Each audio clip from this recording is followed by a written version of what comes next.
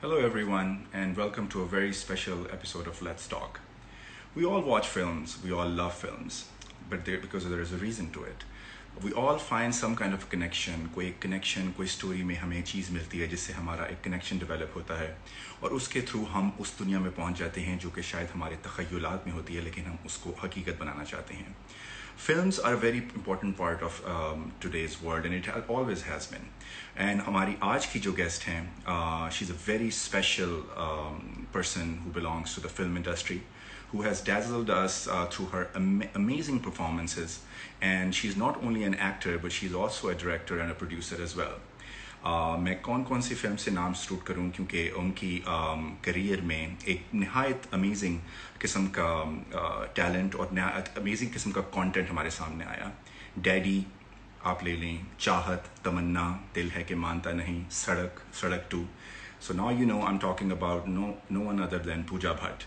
Pooja Bhatt is an amazing star, and we're very fortunate that we're going to be having her join us for this session of Let's Talk, which is on the stigma and the issues of drug abuse and substance abuse in the time of isolation and quarantine through this coronavirus crisis. So now I'm going to, because she's at a remote place, I'm going to be calling her direct and we will be hearing live from her. So just give me 1 second. I'm going to take her on the call.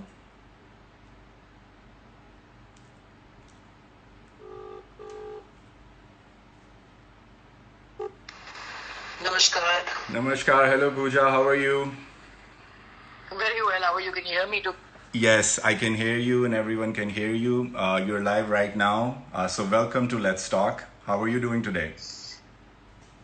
Well, I'm doing as well as I can, given the circumstances that the whole world seems to be kind of Correct. embroiled in. And I think that it's a privilege to be home and be safe and have 3 square meals and not worry about things that people are grappling and struggling with in terms of being able to get home and putting food on their table and getting access to basic medical care and aid.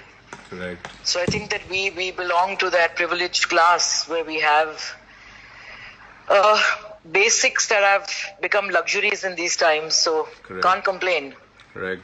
Yeah. We heard that you are not in the city and you're outside. That's why we couldn't get you in the video. So can you tell us? Yes, I am talking to you from my little village called Kalote Mokashi, which is an hour and a half outside Mumbai, but many, many miles away in terms of mindset and pace of life and amenities. So we have load shedding for about 4 to 6 hours a day. Okay. And we manage with inverters, and linking video becomes a bit of a problem, but I'm privileged that I can hear you speak. So Yes. I have Wi-Fi, which is a new thing. When I moved here 16 years ago, there was no concept of electricity. Forget about Wi-Fi. Correct. So it's a step up. It is. That's why we decided to just take you on audio, even when the video is not present, so at least we can talk to you. Yes, and then I can maintain the illusion to all the kind people who've tuned in. When they can look at that photograph and believe that I still look like that now, even though I've been under 30 days of lockdown and 50 shades of grey are showing in my hair. But look at that picture and let me continue the illusion that I look like that right now when I'm speaking to you. But I can assure you that I look like one hot mess. I'm sure you look beautiful as you are. You're kind, Salman. You're very kind. Okay, so let's get right to it. We have a very important topic, and I'm going to be speaking in Hindi and English both, if that's okay. You'll speak in Urdu and I'll speak in my Bambaiya Hindi, and you'll make me sound awful, but what the hell? There's love between us, so I allow you to do that to me. Exactly. That is true. Bilkul sahi baat hai. Okay, so the first question, as you know, this coronavirus has hit the world, and a majority of the people are in isolation or quarantine, and that gives rise to a very important issue that everyone neglects. substance abuse. People usually, start depending on substance abuse, drug abuse, alcohol, and all that. And especially in a country like Pakistan, where alcohol is banned but still is being consumed privately, or there's a lot of dependency that's being developed on alcohol and drugs as well. So, what is your take on it? Like, how do you see this, this pandemic?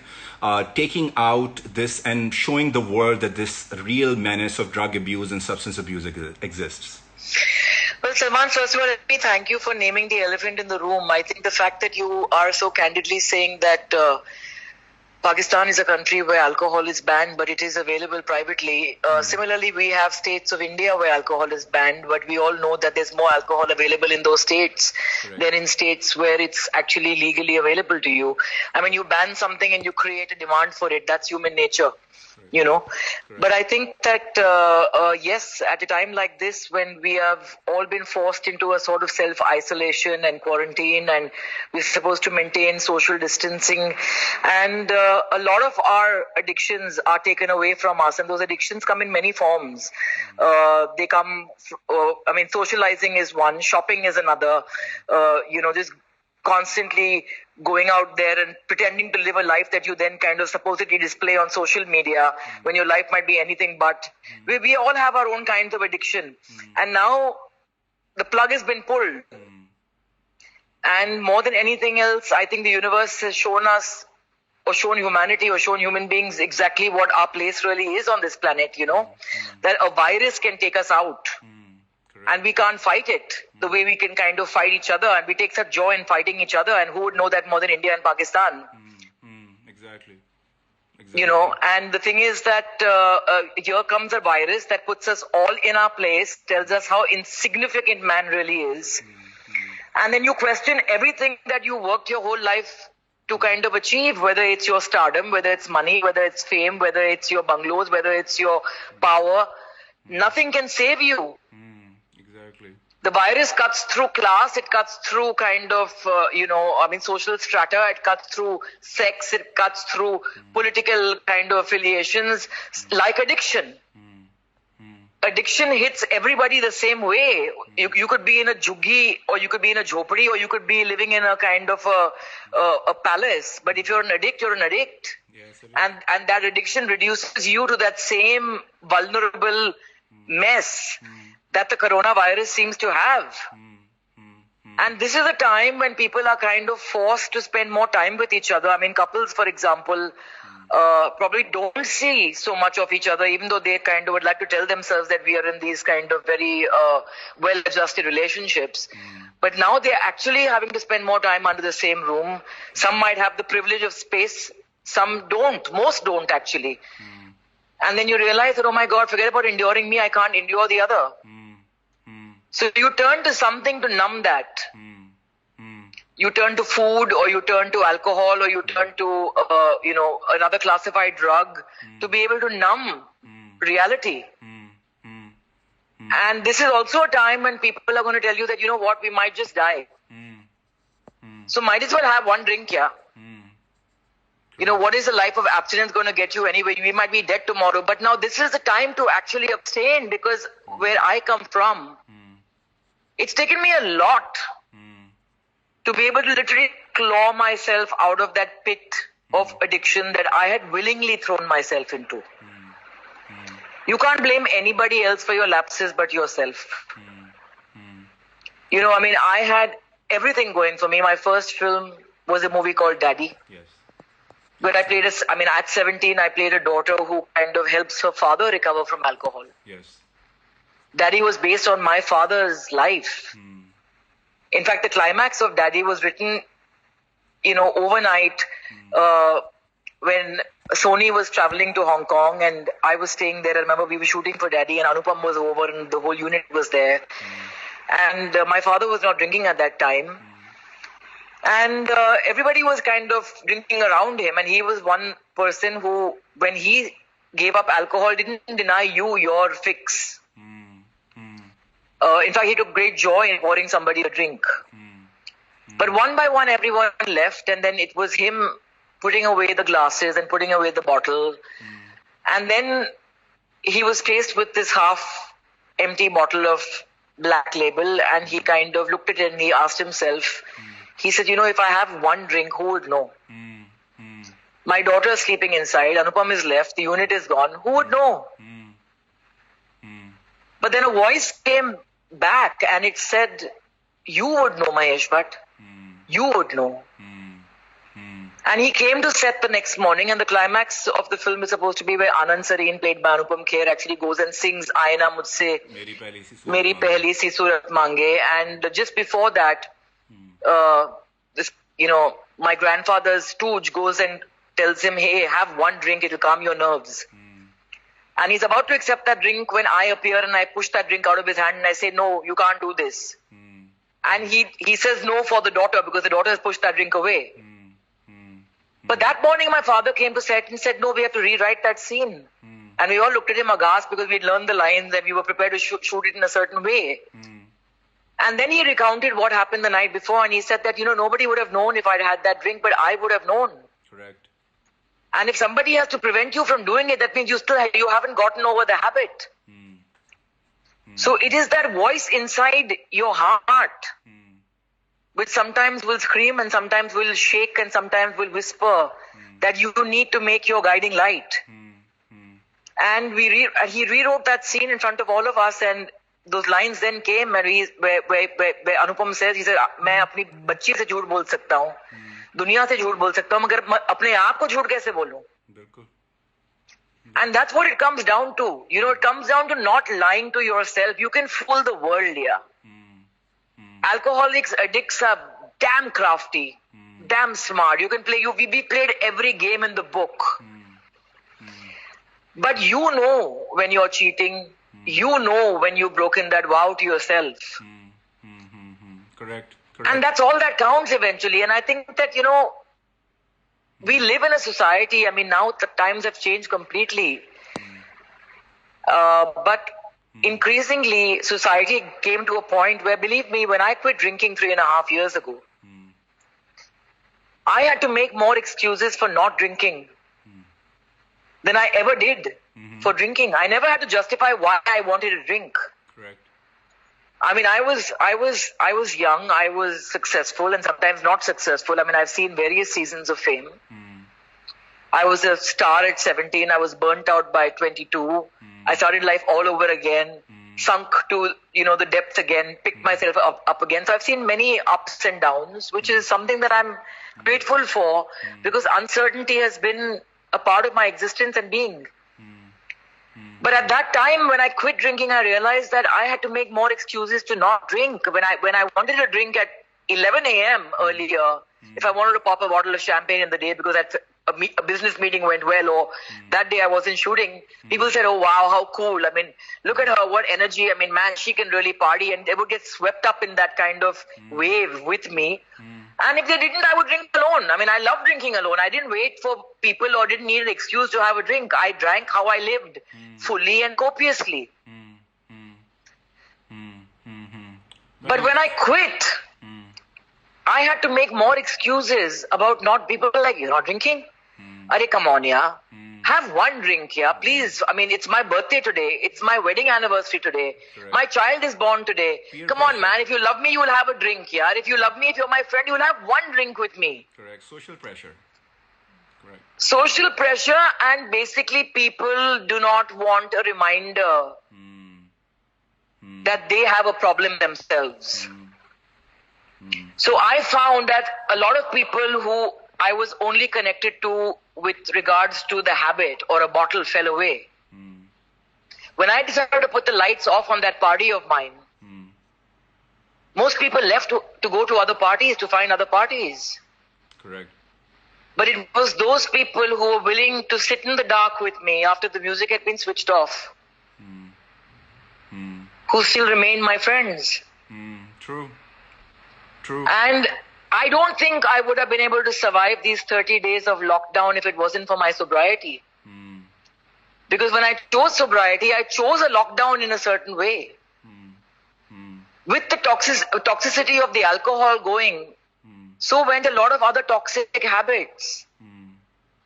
True. Starting with the illusion that you're not complete until you have love in your life in that sense. And I realized that, what you think is love might not be love. Yeah. I mean, no matter what I achieved in my life, I somehow felt that I needed a man to validate my existence. And that neediness disappeared after year 1 and 2 of being sober. Because you don't look outside yourself for answers then, You have to sit down in a room and deal with your own inadequacies. I mean, initially when I first stopped drinking, I felt, damn, I'm not funny enough. Damn, I can't form sentences. Oh, damn, will I enjoy the music? Oh, damn, will I be able to go here and go to Goa and go to a rave? Because I love electronic music. Will I be able to go if I don't have 6 whiskeys down my gullet? And you go out the first couple of times and it's awkward. And then if the music is really bad, you don't get into it anyway. Or maybe you do if you're really drunk. But but then if you're sober, it needs to be really good. Yeah. So a lot of people told me that, you're not so much fun anymore. You don't laugh at our jokes. I'm like, maybe you were never funny. Exactly. Maybe it was just the drink talking. So I'm like, so then I would say, jump higher. Come on. Now's your time to jump higher. Entertain me more. Be brighter. Be more witty. Try intelligence. Maybe I would laugh. And then, those people you don't bother seeking out. But I think that to kind of simplify or complicate rather, this is the worst time to be somebody who's grappling with addiction. Because everything around you is actually screaming to you and saying, hey, you know what, turn out of this stuff and turn into your addiction, because in that addiction lies a certain degree of security. It's like you want to eat when you're away from home and you're sick and you crave your mother's cooking because it kind of numbs you to the pain that you're feeling, and you just can kind of curl into a little ball and go back into a fetal state. So that's what substances do for people. I mean, people don't get high. Correct. I mean, it's fun initially, but after a point you need more. One drink is not enough, and one drink becomes 4 drinks and becomes 6 drinks, and then you kind of start covering it up, and then you're like, how many drinks did you have last night? Oh, I had about 4, when actually the answer is 8. 8. It's just like smoking. But the problem is denial. And like you said at the beginning of this interview, that, in Pakistan and in certain portions of India and lots of other places, alcohol is not even sold legally. Yeah. And women don't drink openly. Yep. So talking about recovery is a very distant thought. If you don't admit you drink, how can you admit you have a problem drinking? Yeah. So Exactly. first you have to admit that, yes, I do drink. And then you have to admit that, I might have a problem. If you've asked that question to yourself in the silence of the night, then you have a problem. Yeah. Yeah. And if people say, oh, but I don't drink in the day. Oh, I only drink on weekends. Oh, I only drink 2 drinks. Oh, I only drink at celebrations. The point is that anything that you repeat, if that 6 p.m. drink is the mainstay of your existence, then you are an addict. It is. If that one drink a year alters your personality, where your drinking becomes other people's problem, then you are an addict. And addiction comes in many forms, man. It comes in terms of work, it comes in terms of sex, it comes in terms of love, it comes in terms of power. People are addicted to making money, people are addicted to plastic surgery, people are addicted to lots of things, Yeah, that's what I was getting at. First of all, thank you for explaining it so well, because a lot of people don't understand that. And before we go to the second question, you have a lot of fans who are saying hello. Hadika Kiani, you know her. She's saying hello, and she's saying what she's saying is very pure and genuine. And then please say thank you. I can't see your comments, unfortunately, and I do not know how many people are listening right now. But thank you for tuning in, and I've always got a lot of love from Pakistan, and I think this is a time when you need to say that even louder and with more firmness, because you don't not love your country because you love the supposed enemy, and I think that governments need to sort out their stuff, but I think that on an individual basis, people to people contact is what keeps us alive today. I mean, whether it's fighting even the virus. I mean, look at India, look at Pakistan, look at you, Salman, look at the work that you have been doing. I mean, hats off, And I think it's people like you and other people who just go out there and extend an arm and share what's on their plate, who are doing these things, not waiting for the government. So why should we wait for the government to kind of tell us to love? Yeah, after and this, only take their cue to hate. Yeah. After this thing happened, like, that's exactly what I told them. I was like, we'll continue the sessions because we don't need government's permission to support each other in such a time. Because virus का कोई virus boundary देख के थोड़ी आ रहा है. Virus border देख के थोड़ी आ रहा है. Virus तो हर बंदे पे उसी तरह आ रहा है जिस तरह आता है. So why do we have to wait for this thing, for a government's permission to just talk to each other and support each other? No, we can't. And the point is that look what's happened. I mean, across the globe. I mean, everything is shut down. The Vatican is shut down. You can't go to Makkah. You can't go to Siddhivinayak. You can't go to most places where you went for salvation. Yeah. So the temple and the mosque and the mandir better exist in your heart and head. True. Because nothing out there is going to save you. Very true. What's going to get us through this right now is compassion, empathy, holding each other's hand, being able to give support systems to each other, and being able to give the shirt off our back. Yeah, very true. Because I mean, I can't sleep at night when I see migrant workers kind of walking thousands of miles home, not knowing where the next meal is coming from, Yeah. And I think something is intrinsically broken with the world, and I think that coming back to addiction. I mean, I was reading this very interesting article about addiction a couple of years ago, which actually describes different kinds of addiction and why some people take to food addiction, for example, and why some take to alcohol and some take to cocaine or some take to whatever else they take to. There's a lot of stuff out there nowadays. Yeah. But I think that interestingly what they say about people who are food addicts, for example, who abuse food, and we know that's a major problem. Yeah. It all goes back apparently to their childhood and unresolved issues with mostly their mothers. Because that is the first form of love that you experience, is your mother's love, and that nurtures you. And somehow food addictions are somewhere, there's something connected to that, is what that article said. And it said about people who get into alcohol. Like, I never used classified drugs. People offered me cocaine all my life, and I'm like, what does it do? And they were like, oh, it gives you wings. It makes you feel confident. And I'm like, boss, I need downers.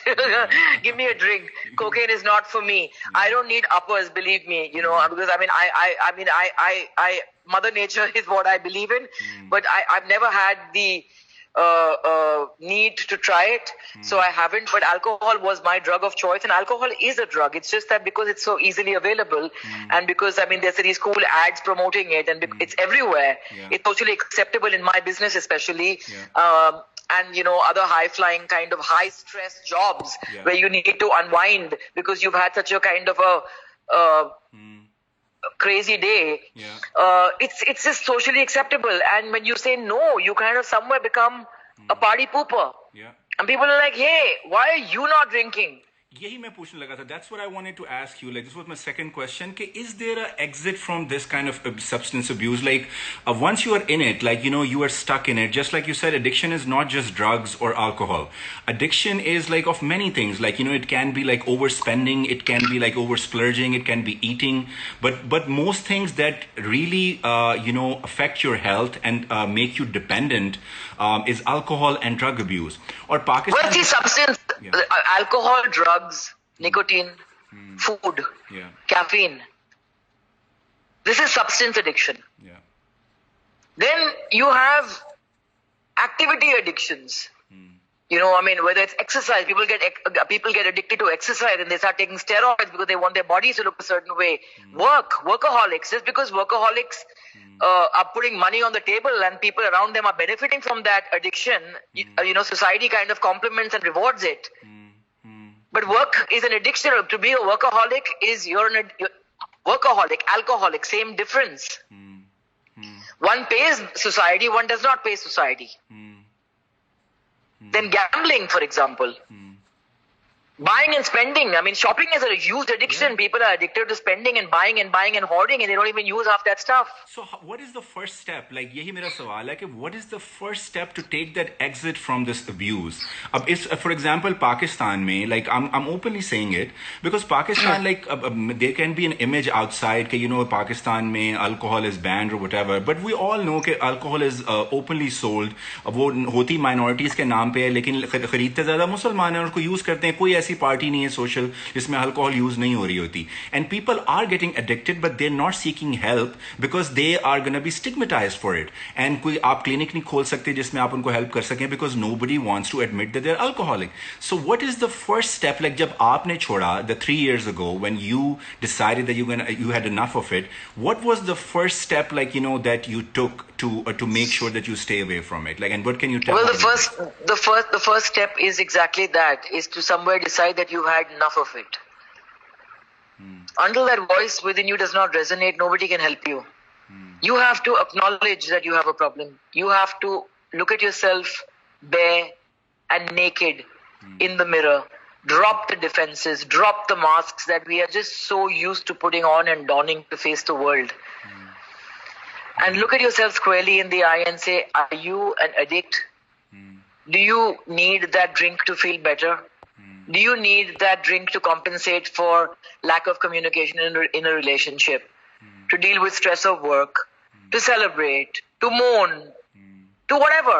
And if the answer is yes, then you need to decide whether you want to do something about it or you don't want to do something about it. I mean, unless you don't take that step yourself, nobody can help you. Somebody can pick you up and throw you into a rehab, and yeah, they'll clean you out for 28 days or however long, but you'll come back and get into the same pattern again. How did you? For me, how the did you trigger, do it? for me, How did yeah, you well, do for it? me, the trigger was something else. I mean, for me, it was a conversation with my father. Okay. I think everyone knows that my father was an alcoholic. And he made no bones about it and spoke about it and even made movies about it. And he quit drinking when my sister Shaheen was born.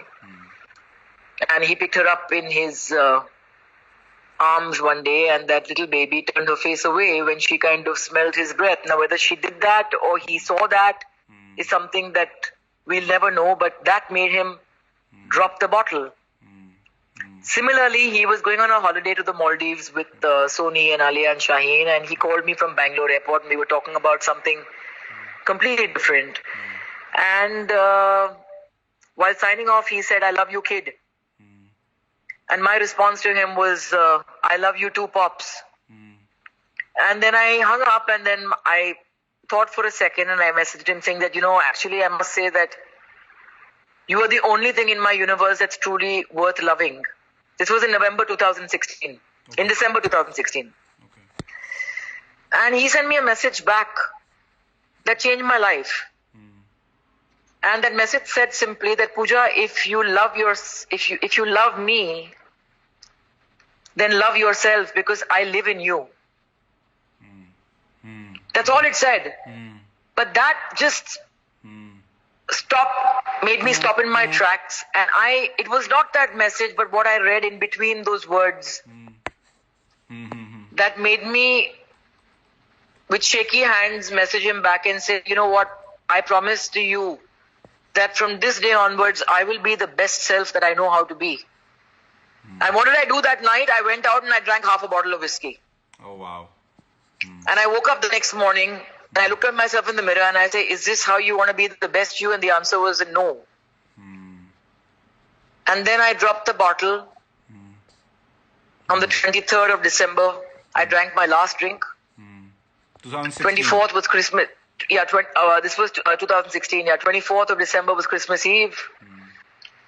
I can't remember a Christmas Eve where I hadn't drunk a bottle of champagne or wine, because I mean Christmas is a very major part of my life. I mean, Jesus Christ and Christianity was introduced to me by my Muslim grandmother, who took me to church in Navinas and made me fall in love with Christ and all that he stands for, all that he died for, rather. And I decided to put my phone on silent and not drink that night and spend Christmas Eve at home alone with my 4 cats. And I live in this part of Bandra. You came to Mehboob Studios where we were shooting Sadak 2. Yeah. I live right behind that.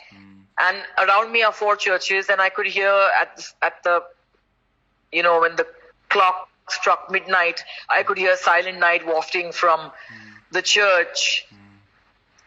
And I went to bed sober, and I woke up on Christmas Day feeling like I'd conquered Mount Everest. And on the 26th of December, I boarded a flight to Amritsar, where I then drove to Atari border, and I crossed from Atari to Wagah, through Wagah to Lahore. Oh, really? On 26th December? Yeah, to spend on 26th of December 2016 to spend time and New Year's with my dear friend Ali Azmat and his beautiful family. And there were lots of my friends who came to visit me, some from Karachi, some from Lahore. And I got carried away and I poured myself a drink. And I must say, Ali, who does not drink, moved heaven and earth to arrange some whiskey for me. And why I love him is because he didn't judge me when I chose to drink, even though he didn't. And he didn't judge me when I decided not to. And that night, I poured myself a drink. And as I drank my first sip, the phone rang. And it was my father, and I didn't take his call. Okay. And then Ali walked in about 10 minutes later saying, Yaar, Pooja Bhatt Saab ka phone aa raha hai. And what do I tell him? He's asking me, are you drinking? So I just took the phone and I lied through my teeth to my father. He said, are you drinking? And I said, no. And I put the phone down and I felt horrible. I felt like a worm for lying. And then I woke up the next morning and I went out and Ali looked at me and he said, how do you feel? I said, I feel like crap. And I wailed literally and I said, Ali, I don't want to drink anymore. I don't want to feel like this anymore. So he said, "Fir problem kya hai? Mat peena. I'm with you." And then my friend for the next 15 days that I was there would walk into places and announce, Pooja and me are eating, serve dinner, serve lunch. And he was such a rock in so many ways. And I went through New Year's in Lahore, went to some amazing parties, met some wonderful people. Didn't have a single sip of alcohol. Wonderful. And so that morning I came back and saw that awful news about a gunman who fired in a nightclub in Istanbul. Yeah. It so happened that somebody who I knew from Bandra, a place I grew up in, happened to be the only Indian in that nightclub. Oh, wow. And the fragility of life was quite shocking at that point. But normally what I would have done with news like that was wait for a drink, but I didn't. And then I came back, and then 1 month became 2 months, became 3 months, and then 6 months, and then a year, and then 2 years, and then 3 years, and now I will soon be completing 3.5 years of sobriety. Excellent. Congratulations. That's amazing. But thank you. But you know, this journey never ends because every day is a challenge. Yeah. You've never kicked the habit. You don't have the answers. I mean, every day there's a voice that comes into your consciousness saying, wouldn't it be so good just to pour yourself a drink right now? And then another voice comes and says, no, because I mean, you know, this that one sip will take you right back where you started and I don't want to be there again. Just one sip will undo the 3 years or how many? Everything. Yeah. It will unravel everything for me. And like I said, sobriety gave me a certain kind of emotional quarantine and self-isolation anyway. So believe me, this phase for me is easier to endure and navigate because I can bear myself with all my frailties, with all my brokenness, with all the uncertainties that life is throwing at us from every corner right now. For me, it's easier to grapple because I've grappled for the last 3.5 years. It's not been easy. It's not a cakewalk. You know, and but then there's the joy of completing each day, and each day is also a summit that you've climbed. Yeah. Tell me something. You know, that when you complete your struggle and when you reach that, you know, that summit that, you know, that you have successfully, like, you know, stopped yourself from falling back into that pit. It's just for the day, Salman. It's just for the day. Okay. It's just for the day. It's like all of us go to sleep, I'm sure, everywhere in the world right now saying, thank you for another day. We've survived today. Our near and dear ones are alive. Let's see what tomorrow will bring, right? Yeah, but I mean, because we don't know what tomorrow will bring. Similarly with addiction, it's one step at a time. It's one day at a time. It's too arrogant for anyone to say forever. I can't say forever. Yeah. I will not drink right now. I cannot speak for 1 hour later. I don't want to be that person who has all the answers because I don't have them. All I know is I don't want to drink. And that stops me from not doing it. I don't want to be that person anymore. I've been there, done that, bought, printed and sold that t-shirt. No regrets. Alcohol was a great lover, but it was the lover that got abusive. It was a lover who would, court you and kiss you passionately, but give you a black eye. And I'm done with that. I'm done with toxic relationships, be it with a bottle, be it with fame, be it with a man. I'm done with that. I don't want to look outside myself for gratification, for validation anymore.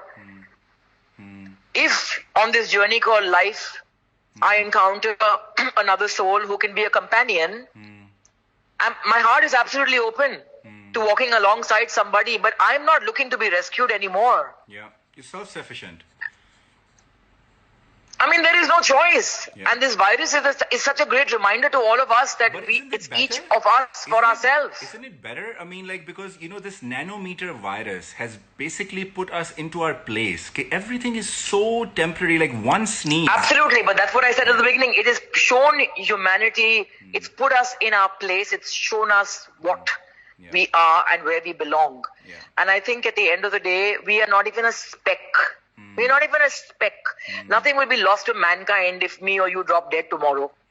I mean, we have loved ones who will mourn us, but will the sun not come out? Will the moon not shine? Will the flowers not bloom? Will the birds not sing? I think we'll be just a hashtag. Ab to aajkal ki duniya mein will be a hashtag for a few hours and then that's it. Well, I mean, I'm just so glad that I was part of the 90s where when you said hash, it had other connotations and nothing to do with the tag. No, but I think that this virus has shown us that eventually we are born alone, we die alone. And which is why we just owe each other a terrible allegiance in the interim. We need to kind of just be kind to each other. We need to kind of listen to each other. We need to empathize with each other.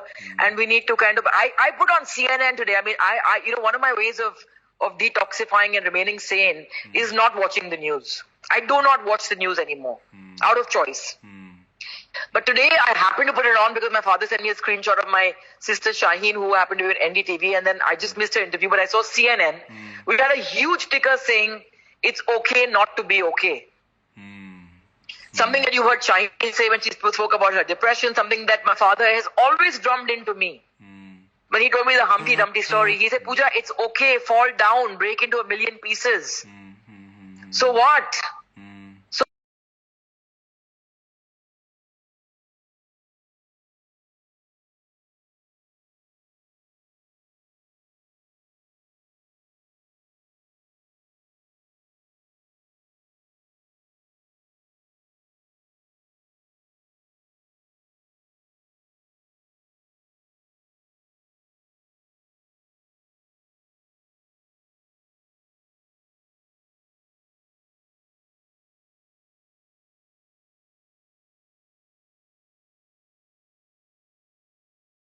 fend for yourself and be able to share whatever degree of kind of bounty that you might have, be it emotional bounty, be it wealth, be it whatever. Some people might not have wealth, but they have emotional wealth that they can share with people and be a shoulder for someone to cry to. Just listen to them, I mean, I think that contributes far more than actually giving charity in that sense. True. So I think that this is a time where we all need to put our collective resources on the table and say, hey, these are my resources. I can give food. I can give money. I can give medical aid. I can give a year. I can give my heart. I can give friendship. I can give kindness. Put it all on the table. Abhi baantne ka time aa gaya hai. You have to kind of share with the world your wealth. Lekin not everyone thinks like that. Now I'm going to ask you a question. Well, they might not think like that, but they're going to have no choice but to be like that because, you know what, if you're going to sit there in your pedestal and let ignorance and stupidity be your guide, then God bless you and God help you. That's why. Tell me, I have a question for you. Okay, I mean, like you are. I mean, like you had a phenomenal career. You belong to a place which breeds somehow. Like sometimes it's like you have to be superficial. You have to have this image outside. So how did you stay grounded? Because I remember even when you had your Well, I didn't stay grounded, right? I became an alcoholic. No, after that. No, I'm kidding. Listen, please pardon my kind of dark humor, guys. Whoever's hearing, it's a kind of it's a bit of I have a bit of gallows humor.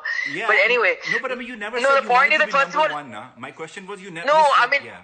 I never wanted to be an actor, Salman. I wanted to be an astronaut. I mean, I know every kid says that today, but I truly wanted to be an astronaut. I wanted to be an architect or an astronaut. I was not interested in acting, not because I felt I was above it, Okay. but because I had the privilege of growing up in a home where I saw Shabana Azmi, Smita Patil, Sudhir Mishra, Shekhar Kapoor, all my dad's friends, Sanjay Dutt. They would come home and hang, and that was not an era like what you see today, where everyone is so polished and does not go anywhere without PR machinery kind of surrounding them. That was an era where people were artists in the true sense. They embraced uncertainty, they bled, they fell, they floundered, and they were open about loving each other, hating each other. I mean, I would see my father and, Sanjay Dutt and Kumar Gaurav and Smita they would spend Vinod Khanna, they would spend days, they would go on 3-day binges. They would start drinking gin at like 9 a.m.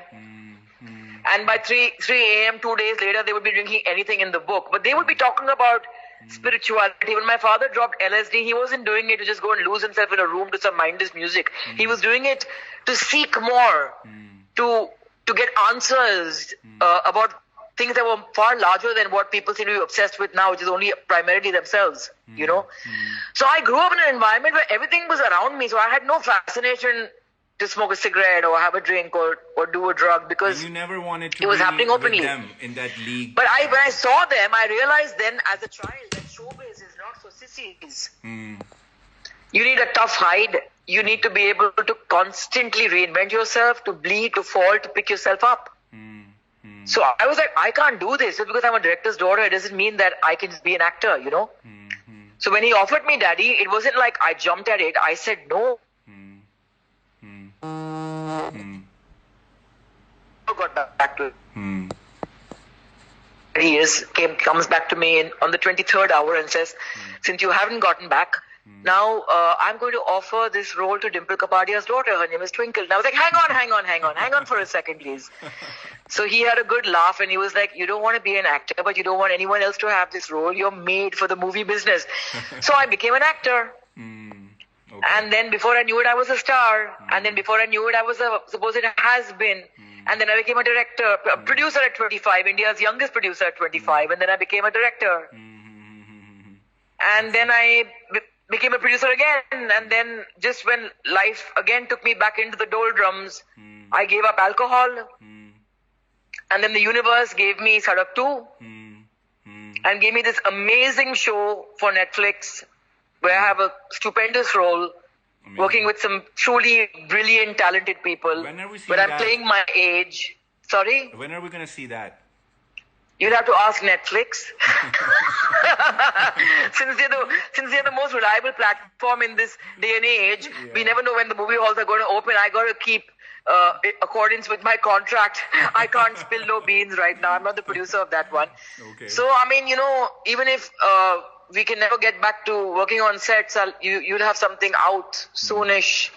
So, I mean, I'm just privileged. So the universe gave me a lot when I decided to kind of love myself. And I know that term is so bastardized in this day and age, love myself. Yeah. Everyone's talking about loving themselves. Very different meanings. I mean, it sometimes makes me want to bath this whole positivity that's going around. You know what I mean? Yeah. Like, I mean, of course, it's wonderful to kind of... you need to feel gratitude at every point, and you need to feel humility at every point. I was listening to one of my favorite musicians, Leonard Cohen. So I begin my day listening to my friend Sandeep Chota's album Matters of the Heart, and I listen to Leonard Cohen's Hallelujah, which is one of my favorite songs. Okay. And I remember reading this article where Leonard Cohen's friend's 5-year-old son wrote to him and asked him that, Uncle Leonard, can you please tell me what inspired you to create Hallelujah? So Cohen actually took the time and took the trouble to write back. And he said, I wanted to stand with those who clearly see God's holy broken world for what it is and still find the courage or the heart to praise it. Correct. That's amazing. So my point is that my problem with people who only talk about positivity is that they do that to gloss over the negativity. You can't look away from the pain of the world and live in this happy bubble. But what if you're doing it to give the positive aspect of things to people who are always in negative, like, who are facing depression, who are facing, things which we cannot comprehend? What is, the point is, what is negative about depression? It's part of your body, your organism. It's like cancer. Yes, people look at cancer and they say, oh my God, cancer. But I know a lot of people who have had cancer and come out of it the ones who are privileged to come out of it alive have said that, cancer actually gave us life. Cancer taught us so much. They learned my addiction taught me so much. I'm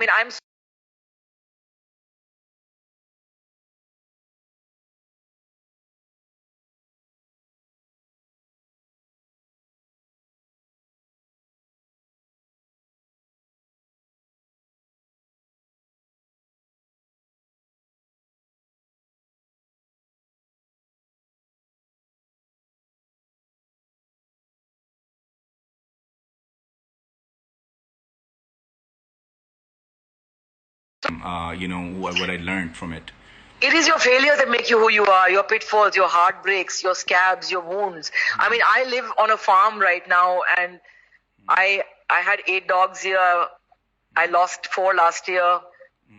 7 have passed away. I have my last one now. He's all of 15 years old.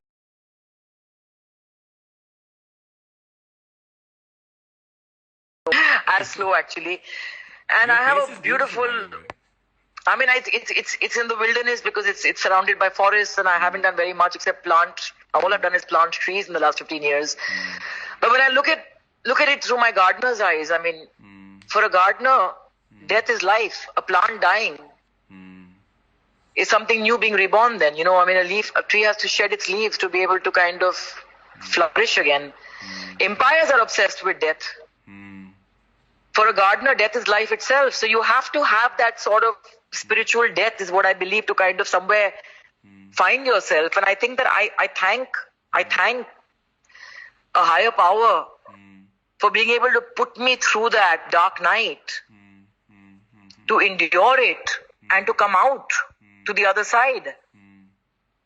Because I feel that it's made me compassionate. It's made me empathize more with myself, because we also spend a lot of time being kind to the world, and we forget about being kind to ourselves. Very interesting. If you can't be kind to yourself, if you don't respect yourself, how are you going to truly respect anybody else, and how is anybody else going to respect you? True. There's one comment that I want you to hear. Das Maluka is saying that we want puja again next Saturday because we need such conversations and such unveiled ideas. So you're booked next Saturday as well. Wow, I have a date. It's a long time that I've been asked out Saturday night. Yeah, on a Saturday night. And wow, thank you so much. Tell them. There is a fan of yours. He is messaging. I think he's a she because her name is Pooja B 1991, and he's saying that please say hello to me.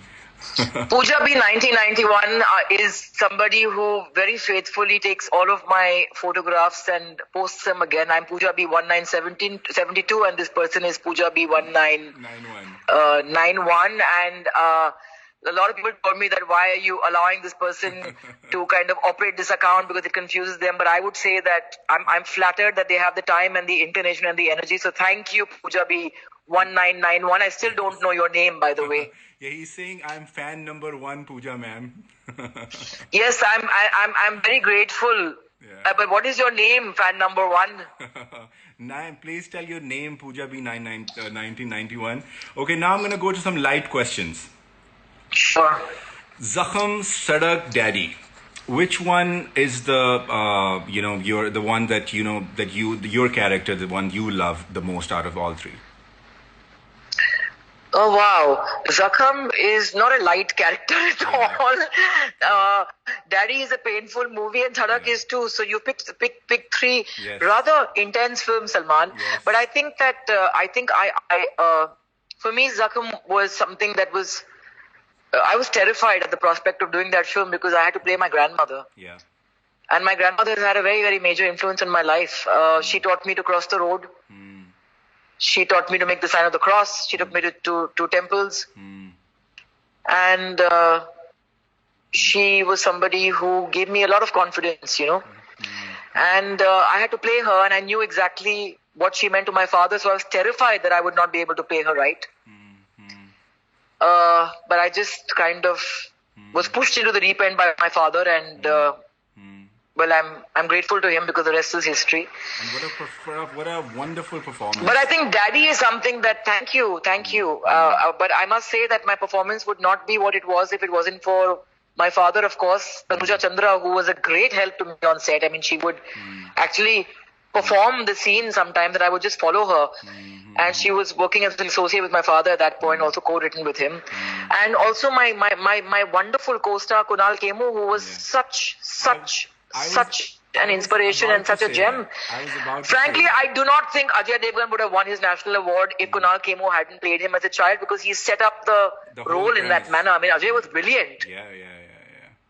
Yeah, but he must thank Kunal for that national award, you know. About to tell you I mean, that, Kunal that scene, just kept us all on our toes. Yeah, the scene in which he plays that song "Gali Mein Chand Nikla" and he kind of like slowly goes back to the radio and he gives you this eye wink, "Ke jaake darwaza kholo," and you go and open the door and you know his father is coming up, and then the reaction. So I think that is an amazing, powerful scene, and that song "Gali Mein Aaj Chand Nikla" that just like goes amazingly with it.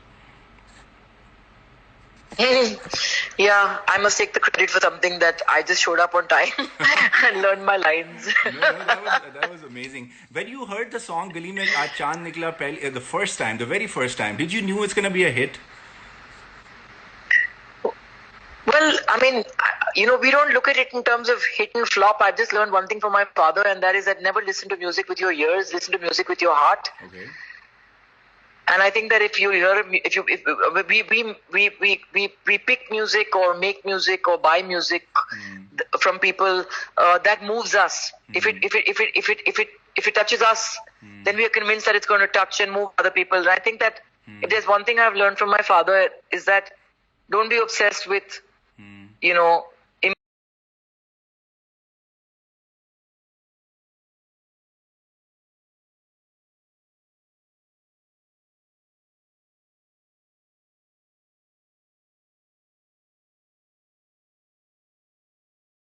बड़ा होकर. That's my favorite song. Yeah. एक उसका एक और भी था बड़ा जबरदस्त गाना, वो जो रात सारी बेकरारी में गुजारी.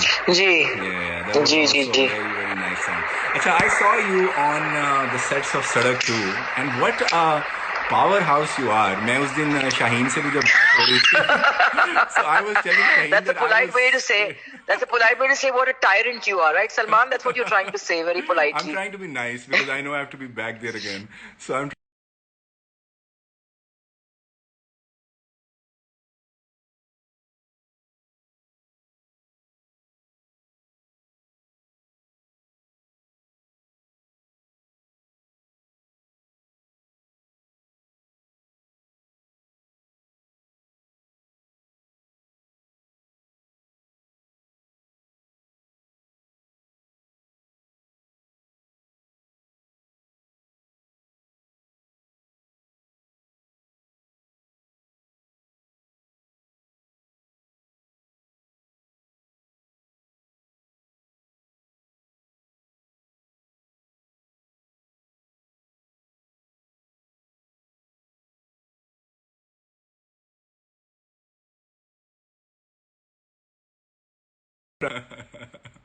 Yeah. okay. So and now the songs that you have acted in, like you know the songs like "Dil Hai Ke Manta Nahi," "Gali Mein Aaj Chand Nikla," "Kabhi Na Kabhi," title track, और फिर "तुम्हें अपना बनाने की कसम," "सड़क," "तेरे दर पर सनम." Which one is your favorite that in which you you know acted, like the one that you remember always? Well, I love the music of Phir Teri Kahani Yaad Aayi. I think that's one of my favorite soundtracks.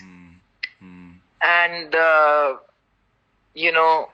I think that Zakham's music I love, and I also, for me, yesterday my father sent me a song from Tamanna, actually, Shab Ke Jaage Hue. हाँ, शब के जागोगे हुए, बिल्कुल बिल्कुल. Yeah, so that is the song, yeah, and we were just marveling, and it kind of came back. So it's like you rediscover music that you made, and I think that Sur, I made a movie called Sur with M.M. Karim. I thought Sur had amazing music. I mean, the movie didn't do too well at the box office, though it had a great run on satellite, and the music did tremendously well.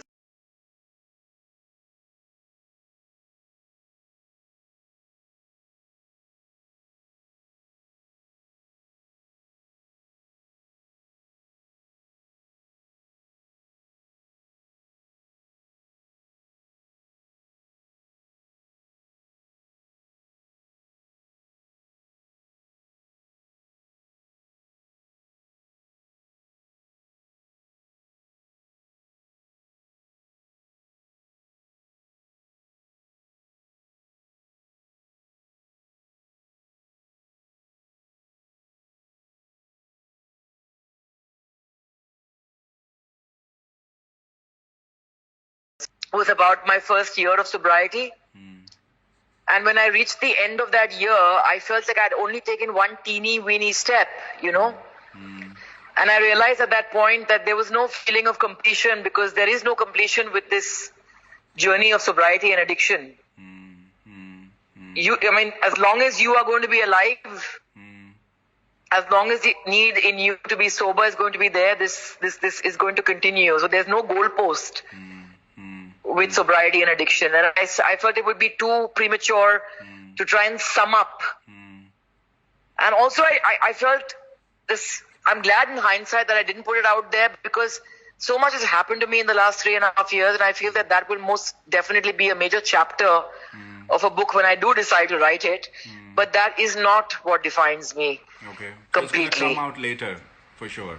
Well, portions of that will be in whatever else I choose to do, but that book, which was meant to be just outlining 1 year of sobriety, is something I decided not to do, because I felt that I put it down. I wrote and I delivered. And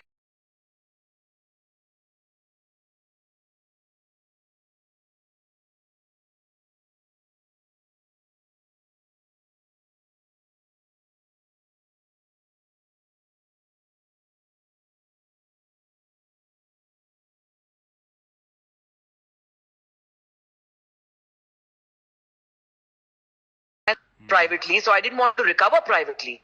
True. And I felt it's very important for women to come out there and talk about these things, because it's not some मर्द की जागीर यार. ये शराबी होना सिर्फ मर्द की जागीर नहीं है. हम औरतें जो है आपसे ज्यादा पी सकते हैं. वैसे appetite for life and for pain and for endurance levels are much higher. Correct. Much higher. Correct. So I think that because we don't drink openly, well, I did, because I came from a background and a family who didn't judge me for being what I was. But a lot of people hide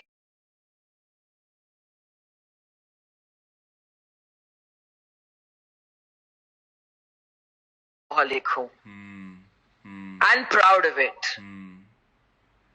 Recovering alcoholic, therein lies the difference, because to be an alcoholic, to be an addict is not a moral weakness.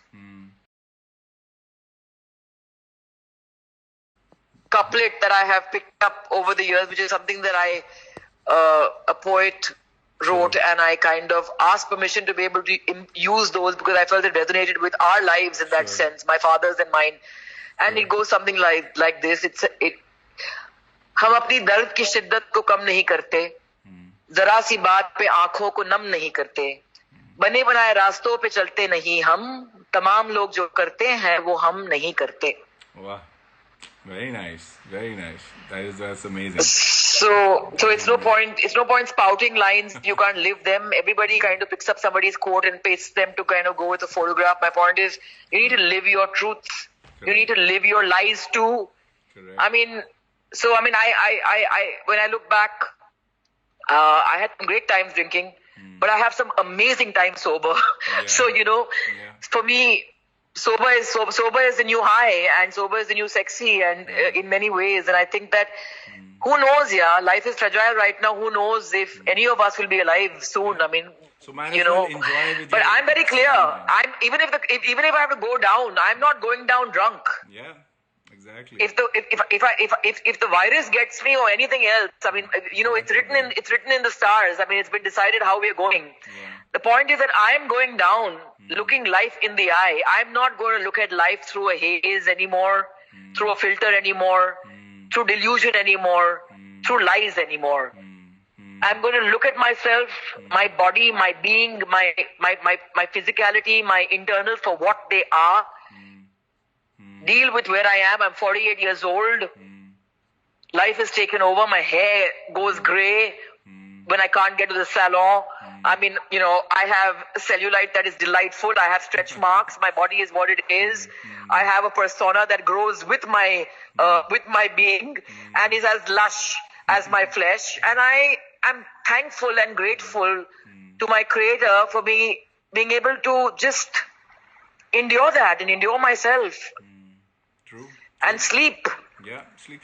So with a clean conscience. It's acceptance of yourself with all the flaws, with all the strengths, and then taking life as it is, and without making yourself dependent on something which can really take care of you. It's forgiving yourself first. Forgive yourself. Forgive yourself for not being the person that even you thought you were, yaar. Yeah, there's too much It's pressure. okay, yaar. There's too much pressure. It's okay. You're not as cool as you thought you were. You're not as intelligent as you thought you were. You weren't as brave as you thought you were. And in that comes a certain degree of putting together, and I think that just be kind. Be kind. True. I mean, how often have we actually just patted our own head? It might sound like an absurd thing. Try it. Animals do it all the time. Cats purr to give themselves comfort. Yeah. Too bad you're not at the Animals have video, their own way. otherwise you would have seen my co-host Oreo. He's right here. Yeah, Oreo, yes. I miss my cats. I have 4 cats back in Bandra and I haven't seen them in a month, so I miss them. Who's taking care of them? Well, I have my mother next door and I have help who goes and feeds them with a mask on every day, who lives next door, so they're good.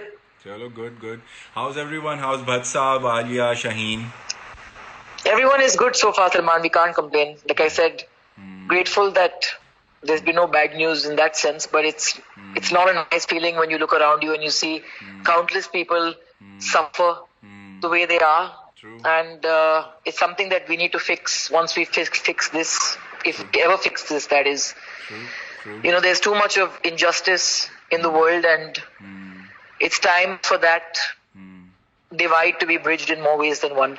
Yeah. There's a good comment here. The most beautiful souls are bruised. From those scars, light shines out, wisdom flows. I'm really hoping a date again next Saturday. Convince her, Salman. Das Maluka. So she's really after you. Tell her your wish is my command. Yeah. Or if you can hear me, your wish is my command. She'll see you next Saturday. Yes, that's great. Thank you so much, Pooja, for giving us so much time with such amazing thoughts and your experiences. No, thank you. And everyone out there, please, be uncertain, but don't let it cripple you. Don't delude yourself with foolish positivity. Look at the painful things as well. It's important, it'll ground you, but most importantly, just express what you're feeling. And let the good, bad, and the ugly emerge. Especially for artists, it's important because you're not an artist if you don't embrace uncertainty. Correct. You have to. There are no sureties in life. That is true. Muniza is also saying, great show. Thank you very much. And you have a lot of fans who have invited you to Pakistan already. So, as soon as this corona thing ends, either I'll come or either you come to Pakistan. And then we can do a live show together. Yes, absolutely. Yeah. Absolutely. And hope to see you soon. If you're not busy next Saturday, we'd love to have you again to give us some more wisdom. Otherwise, I'll see you in India when hopefully this corona thing ends. Well, not very many people can actually use the excuse of being busy at this time. But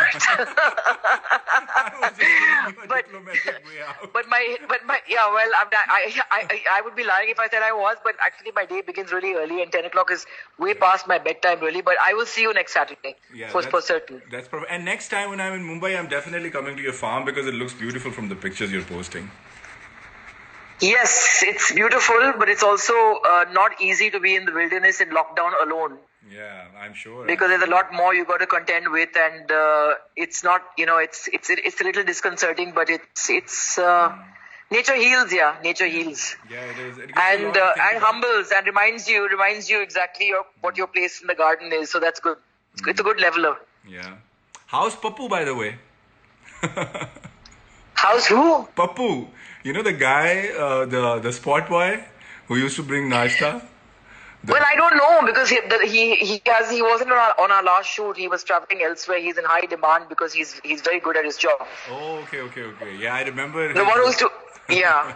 I never thought I never thought I would ever hear a Pakistani say no more food. I'm full. But yeah. You guys fed me too Papu much. managed to do that to you. You guys fed me too much, and it was good food, but it was too. I was not paying attention to the food because it was such a treat to watch your father direct, and then you running around making sure everything was. So it was just like a fantastic world for me. So that's why I was just like too engrossed in that. Well, you must come back soon. Yes, inshallah tala. All right, have a great night. All Thank you right, once good again. night, and thank you everybody for listening, and thank you Salman for having me. Thank you very much. Thank you. Take care. Thank you. Take care. Bye-bye. Bye-bye. Thank you very much, everyone, for joining in. That was a very nice heart-to-heart conversation with Pooja Bhatt, who joined us from Mumbai.